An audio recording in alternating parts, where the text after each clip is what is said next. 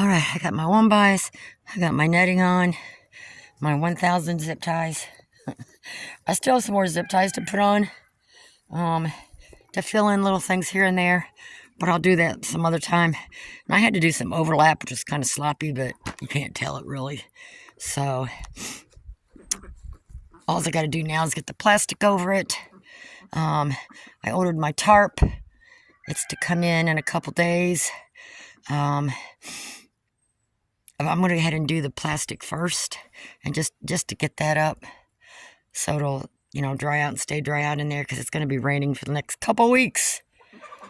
And my fingers, I have to keep going in. It's wet and cold. My fingers keep getting numb, but I'm going to stop there. That'll do for now. And then once it dries out, or once I have time little by little, then I'll start, putting perches in and things like that. Come spring, I'll be ready to hang on to what are you doing in there? Huh? I'm using that for my tool room right now. You got the duck house to go in and that other kennel to go in. Go in the other one. Keep all my stuff in here for now. So I don't know that I'll use those or not, but those are good. I don't like the locks that come with this. So I'm going to probably do the same thing. Because right now, I don't know why this won't stay up. Right now it's just this. Which is fine. Don't really lock, but just in case there's a big storm or something, I don't want it going over. So I'm going to change the locks there so I can either open one or both of those doors. Just throw stuff in. All right. It's going to rain again tomorrow afternoon. Where's the babies? There's the babies. They're still loose. So I'm going to keep a hen. And my neighbor wants the 2 drakes and 1 hen. So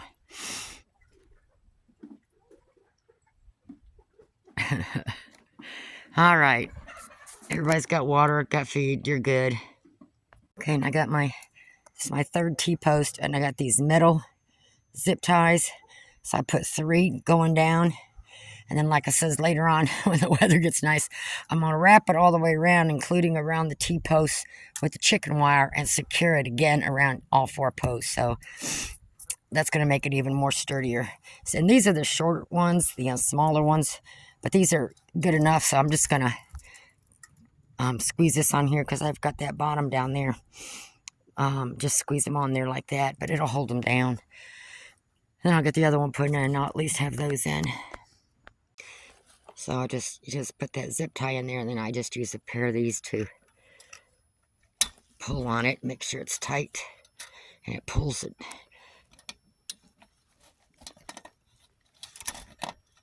Okay, and then I'm going to take that and just try to wrap it around with the rest of this.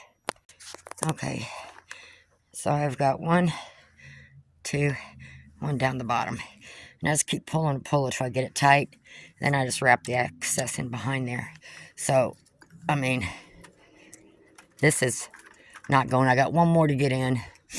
And then, like I says, once I get the chicken wire, which gives that even more support, it's going to have to take a big wind to get that pulled up out of there. And I got them posts down as far as I can get them. So they're not like the real high ones. As long as you've got something in the ground, or, if you want to put the big, sturdy, heavy ones in there, go for it. The more the better, I guess. I just can't get the big ones down in there. It's too hard on me. Try to whack them down. These are easier. Plus, it's been raining, so the ground's wet. So that's why I'm going to do the T-post now. And then I'll wrap it with chicken wire like I did this one. I'm going to reinforce these with the metal zip ties, which I didn't have before.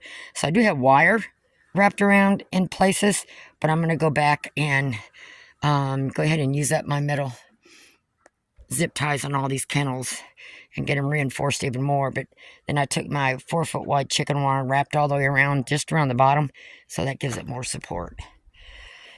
So not too much more to go.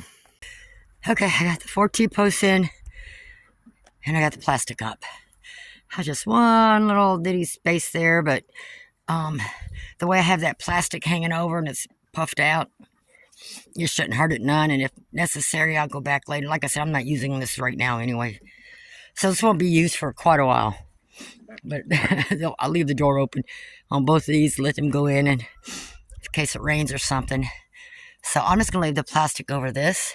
I was going to do the tarp first and put the plastic over that.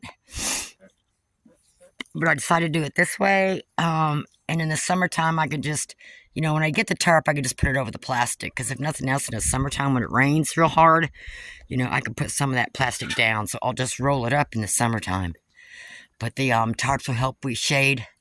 I may hang on to the tarp till spring. Depends on what the weather's like. Because in the wintertime, you want as much light coming through as possible when it's cold out. But in Georgia, we do get really hot days. So it just depends. What are you doing in there? There ain't no food and water in there. No, there ain't. So I used that whole roll. I forgot what size it was. 10 by, I don't know. But anyways, it reached the one whole piece over there, and what was left covered that back piece. And like I said, it's because I got this overhang. And, well, right now it's winter. There's no leaves on this tree. But like I said, that tree should create some shade for them in the summertime. But this will give me enough room to raise my pullets a little longer. Because most people want laying hens where they're already started to lay. Which just means they're going to cost more. What you doing, baby girl? You can play in there. They probably like that better. Got a bunch of straw in that one. And that one does have feed and water in it. Yeah, it does. I'll have to fill that back up and clean it up. I'm going to make my rounds. Make sure everybody's okay for the next few hours. It's maybe, I don't know. I think it's around maybe 2 o'clock. So they have plenty of time outside yet. Let me go get you some more feed. Replenish some waterers. And we should be good to go.